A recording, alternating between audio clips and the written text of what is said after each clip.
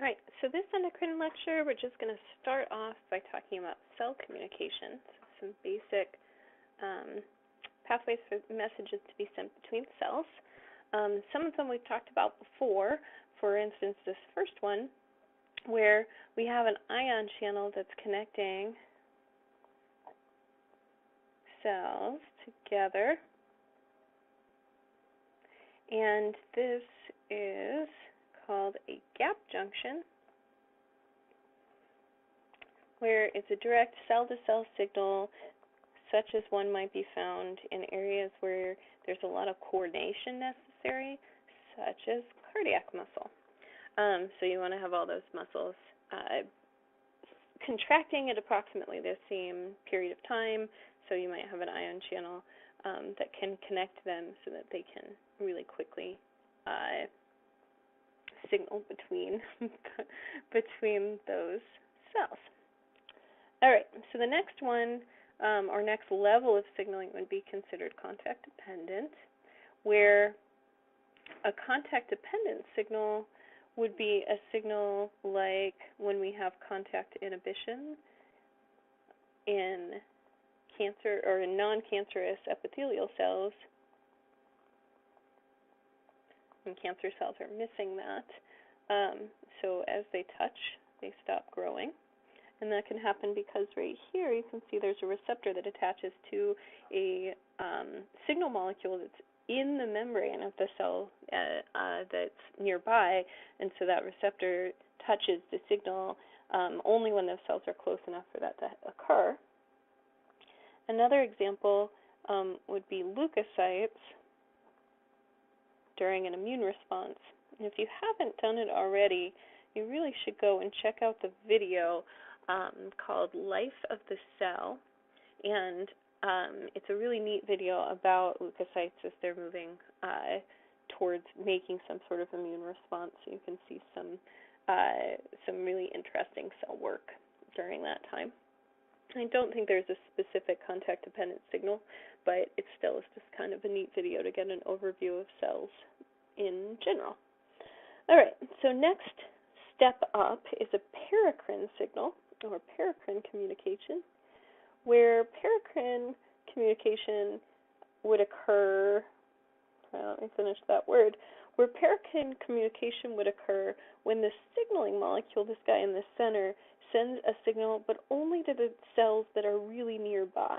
So the target cells have to be close. So signal molecules diffuse, so they're just using diffusion through liquids to nearby target cells.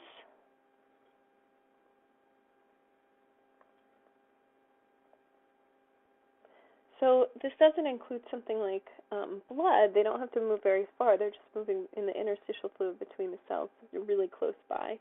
An example of this that we've heard before is when you have a capillary with that thoroughfare in between. If you have over here a precapillary sphincter that opens and closes, well, that precapillary sphincter might be controlled. So let me give you a little bit more context in case you don't remember. So we have an artery, we have that thoroughfare, right, where if we don't want the blood to go through this side or this side, then it's just going to go through the central area. But let's say that this tissue that's over here, so tissue,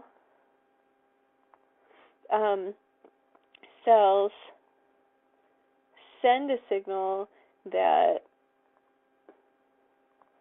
they need nutrients. Well, sorry. Well, that signal would be a paracrine signal. So you can only send the signal from like this cell over to the cells of this precapillary sphincter. But when they send that signal that they need nutrients, then the precapillary sphincter will open.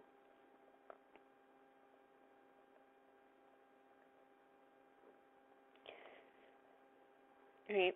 There could be other stimuli, such as when we need to release heat, but that's one of the paracrine signals that could be released. Nearby cells, no moving through the blood. Instead, they're just signaling cells that are, within touching distance.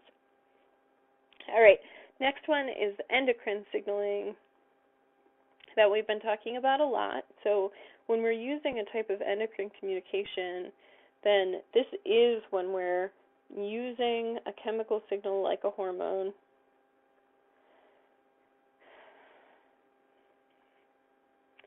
and that hormone in turn is going to move or travel through the blood long distances to its target. And the targets can be throughout the body. As long as they have a receptor, then they can receive that signal. Okay, so that's endocrine communication. Okay, paracrine meaning parallel, para is in close by, next to, endocrine meaning within the body. And then last but not least, we have nervous signaling, where, remember we're talking about the signal molecules, or how cells communicate to other cells. So rather than how a neuron, for instance, might be communicating within a neuron, which is really when we're talking about sending action potentials, now we're just thinking about the neurotransmitter. So the neurotransmitter is a small signal molecule, no different from an endocrine hormone, except for that it's made in the neuron instead of in an endocrine gland. And what happens here, I'm going to scooch this in real close so we can see the picture really well. So we have this electrical signal that's sent along the axon, right? And you might remember from 160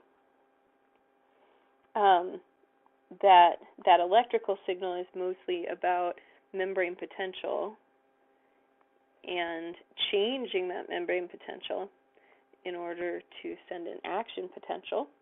So the change in the signal across the membrane is primarily electrical energy, so it's an electrical signal. But once that signal gets to its target or towards the end of the target, we have what's called a synapse. And that synapse, make sure you can read that, that synapse is where our neuron releases our neurotransmitter into the space. I'm just going to write NT for neurotransmitter, released to diffuse across that synaptic cleft, that space in there, to the target cell. Okay, so we had a neuron that was over here, and the target, which could be a muscle cell, it could be a gland cell. If it's under nervous control, it might need that. It could be another neuron, but either way, we have this nervous system of communication. So nervous system sends a signal to some other sort of signal. Okay. All right. So then we just need to think about how the type of hormones, so what, because we're stepping back here from, instead of cell communication, we're going to talk about endocrine hormones again. So if we move back here to endocrine hormones, we have different types of hormones, and those different types of hormones might be differently treated once they get into a cell, right? So we know when we're talking about hormones that we're talking about the endocrine system.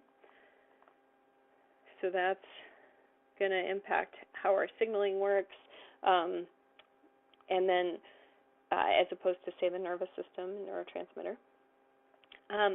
And then when we look at these different, so there's two major different types, we know that lipo refers to lipids, and phobic is fearing. So if we have a hormone that's lipophobic, that means that it avoids nonpolar lipids.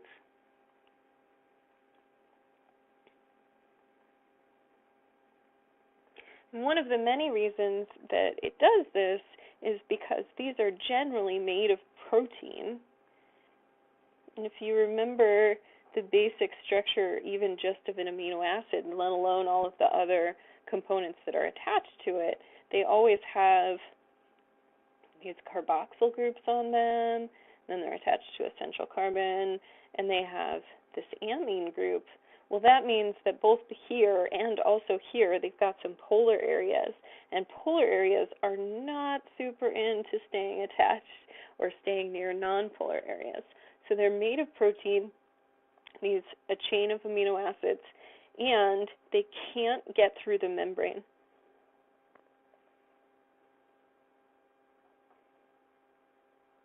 Because remember, our membrane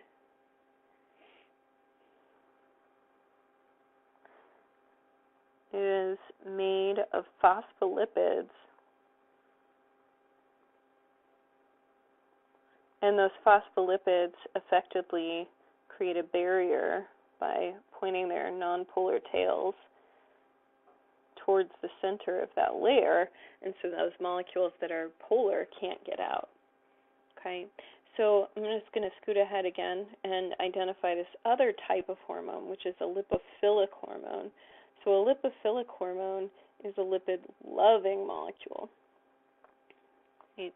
So a lipid-loving molecule, by extension, if a lipophobic molecule is generally polar, well, a lipophilic hormone is generally nonpolar itself, which means it's often made of lipids, particularly sterols. And these sterols, because they're lipids, because they're nonpolar, can cross the membrane. So that's a good thing, right? They can just go straight through because they're made of lipids themselves, so they don't need to do any extra steps. All right, sterols over here, so we remember that.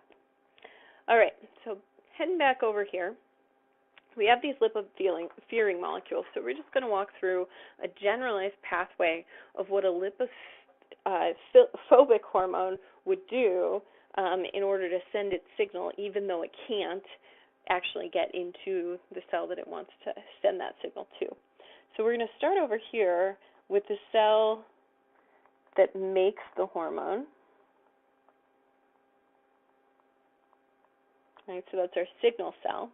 And we know that this signal cell is going to be making a protein because I mentioned it already, right? And so I'm just going to draw some basic structures that we know are included in making a protein over here.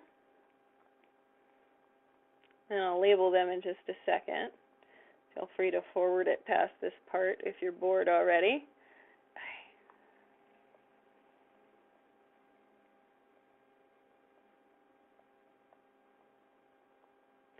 Okay, so what I have over here is the nucleus, and the nucleus is going to make DNA, and via transcription is going to make RNA, where if it's mRNA, it's going to leave the nucleus and go to this guy, which is a ribosome. The ribosome is on the rough ER.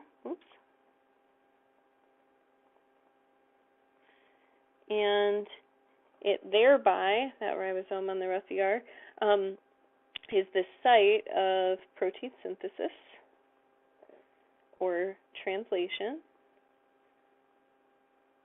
I'm writing that really tiny, but you can make it bigger yourself. So the rough ER is studded with all of these ribosomes, so it can go through translation and make proteins directly. I'm just going to remind you up here, transcription. Okay. And once that protein is made, so let's do our protein over here in green, so it'll show up. So let's say that we made this protein on this ribosome. So it has some sort of structure, something like that.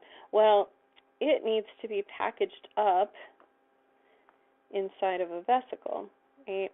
And that's going to happen, at least in part or in big part, because of the Golgi body.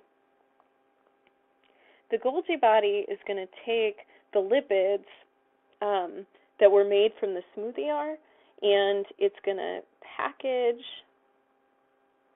that protein, which is at this point considered a precursor hormone, meaning it's not quite ready yet, but it will be soon. Okay? And when the Golgi body packages it, it puts in digestive enzymes, where that doesn't mean the digestive system, but instead digestive is in breaking down. So it puts it in there with some digestive enzymes that probably came from a lysosome or someplace. And those digestive enzymes are going to break off pieces, change some things, remove some extra pieces. And after all of that processing by those enzymes, well, that means that it's ready to go once it's reached the vesicle here. So it's now in its protein state. It's in its protein state. And now it's going to be released via, let me get my black pen again, via exocytosis. Right? So at this point, it is the precursor was activated. So now it's an activated hormone. Okay. Once it goes through this exocytosis process, well, from there, it can go into the interstitial fluid.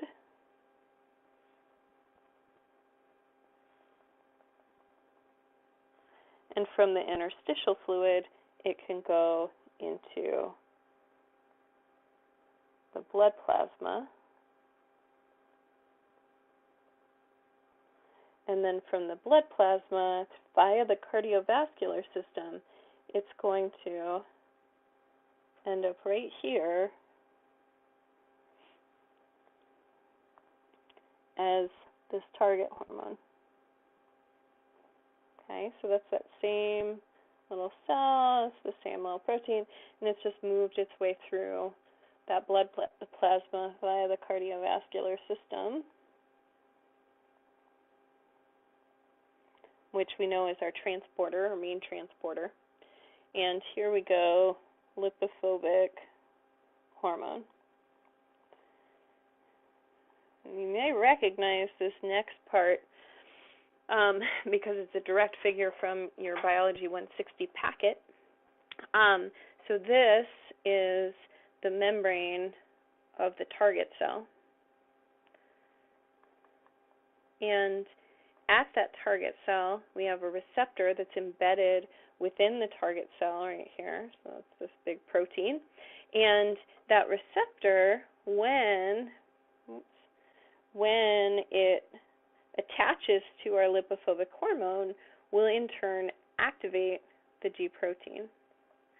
Once the G protein is activated, it can activate adenylate cyclase. Once adenylate cyclase is activated, it is going to perform this reaction where it's taking ATP and it's removing two phosphates. Just remember, this T in ATP is for triphosphate, so there were two phosphate groups, meaning just like this, or there were three phosphate groups, sorry about that. So three phosphate groups. And now when it's cyclic AMP, it only has one, where that P is the phosphate group that it's still talking about, and the M is for mono. So triphosphate plus, over here, we're going to have two phosphates that are left. Okay, so that accounts for all three at the end. So when cyclic AMP is made, that CAMP molecule, or at least that's what it looks like, that cyclic AMP is now a secondary messenger. The secondary messenger in a cell can essentially send that message or transcribe that message, transduce, I guess is the proper term, so that it can be can activate those changes in behavior. And in particular, the way that it does this is cyclic AMP will activate protein kinase. Okay. When protein kinase is activated, it can then phosphorylate enzymes and membrane channels using these two phosphate molecules that we had before. So if it sticks a phosphate onto, for instance, an enzyme, well, then it might change its shape. So now it has the ability to break down molecules. So that enzyme could be turned on or off.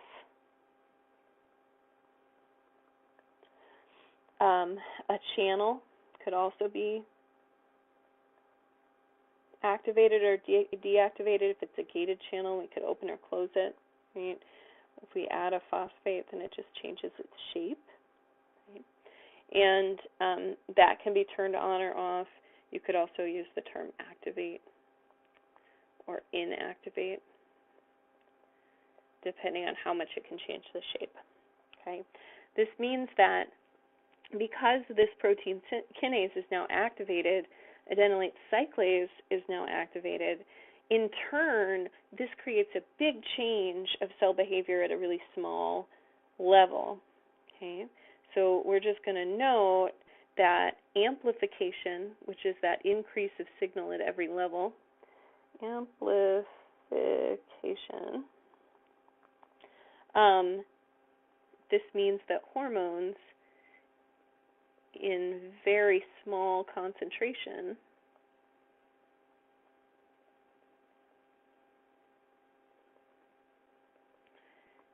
can have a large effect. Right, so just this one signal molecule up here that's attached has caused all of this to be activated, but G protein still stayed active.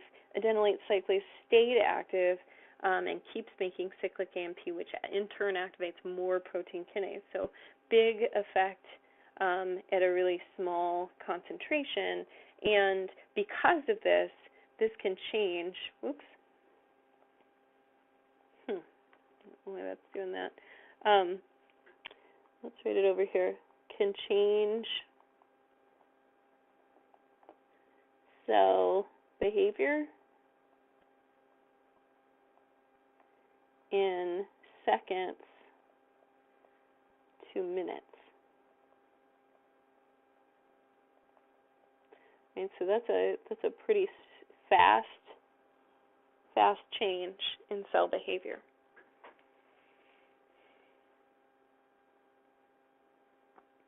All right. So then let's move on to this lipophilic hormone, which has to, of course, take a little bit of a different path because it's able to get through membranes, so it doesn't have to do quite that same rigmarole.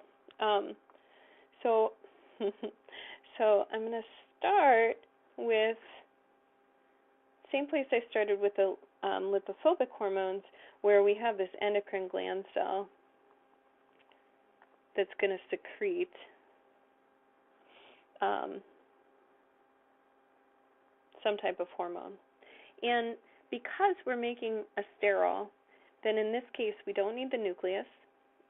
We're just going to focus on another organelle that I mentioned with the other one, which is the smoothie R. Since the smoothie R is responsible for making lipids, then it's going to be the primary organelle that we're dealing with right here, and it's going to make a small molecule, and we'll just go like this, right? So this is going to be our hormone. Okay. So the smoothie R is making the lipids, including things like sterols. Oh goodness. Okay. All right. So so now we have made this little hormone just from that smoothie R. My computer's a little tired of doing recordings today. Sorry about that. Okay, so we've made this little hormone, and because that hormone is lipophilic, it can just diffuse out of the cell. So it uses simple diffusion to leave the cell. And of course, the high concentration of hormone would be on the inside because we just made it inside, right? And so then it would be lower outside. Of course, because we've made it out of the cell doesn't mean that the problems just stop there, because blood is primarily a polar substance. Then that means what we really need in order to get through the blood in this case is we're going to need a carrier molecule. Carrier molecules can just help to transport things that have a difficult time transporting through blood because of all its proteins.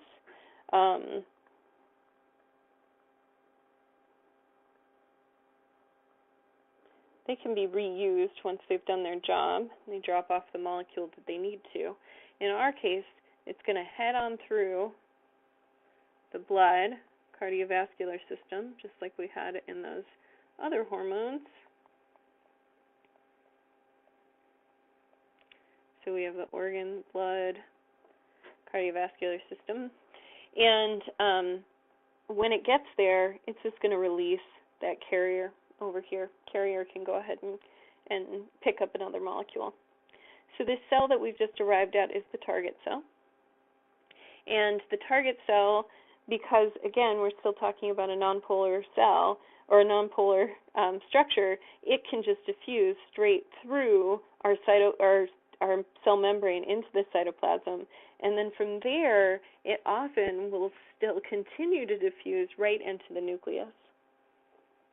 So here we have this receptor protein that's going to fit our little molecule just perfectly, of course, because it's a lock and key fit. And that receptor, in the case of lipophilic hormones, is often in the nucleus.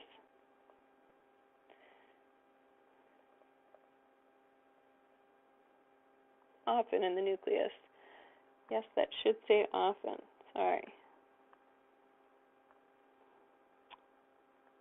Okay, so it's often in the nucleus, and part of the reason for that is that when we have this hormone receptor complex, it's going to act as a transcription factor. So it's going to start transcription happening in that location. Once we started transcription, because of the transcription factor, we're just going to keep increasing transcription of that particular gene, because the transcription factors tell the RNA polymerase where to attach, and so RNA polymerase will then keep making that gene, and then, or keep transcribing that gene, and that leads to new proteins that will be synthesized. Okay, so stepping back over here, we have this transcription that's then translated into a protein, right? This whole process that we just did over here with the lipophilic hormones essentially ends there. We can have some change in cell behavior because we're increasing new protein development. But what it does mean is that this whole process tends to be slower. It tends to be longer lasting.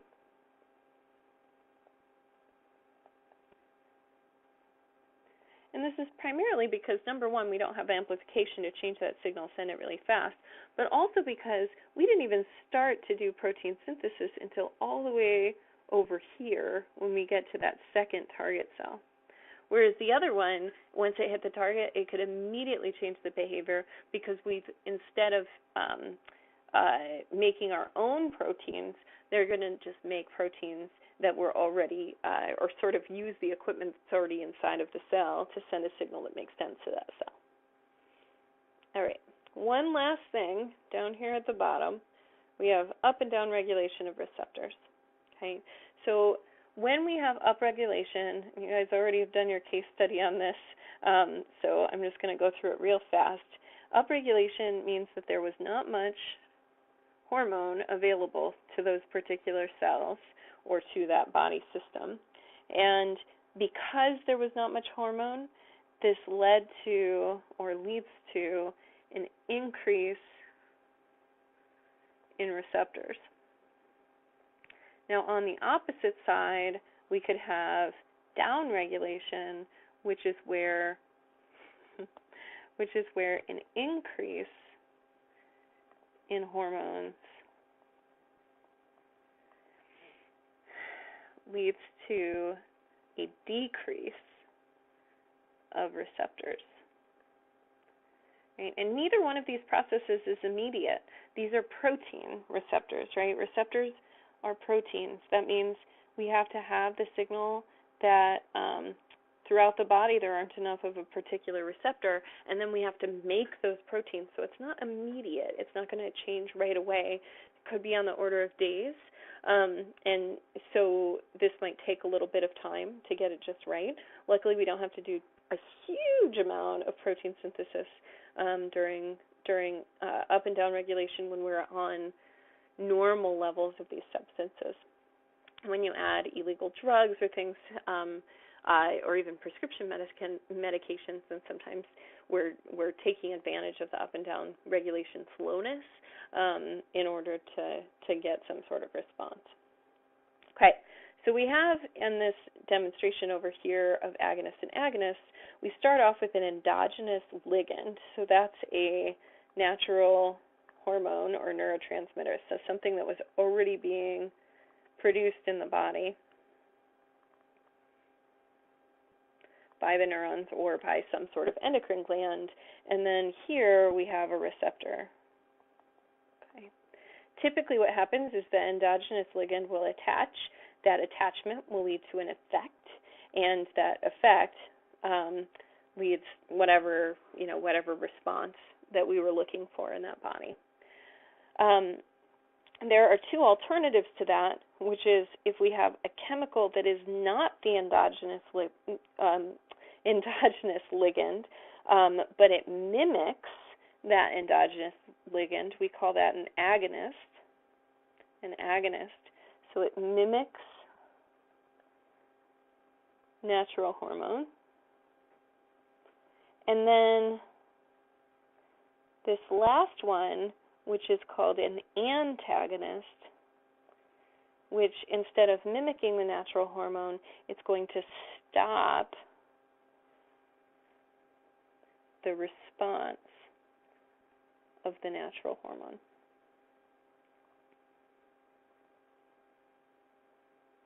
All right, so you can see in the endogenous ligand, they had the effect. In the agonist, they had the effect. Antagonist, there's no effect. And this happens in part because you can see there's still a little opening here. So because there's this agonist, which sometimes we also will call an inhibitor, depending on how it's blocking that signal, it'll attach, but it won't attach fully. And so that means it can't send the signal. It also can't attach to the natural hormone, so it blocks the signal from being sent altogether.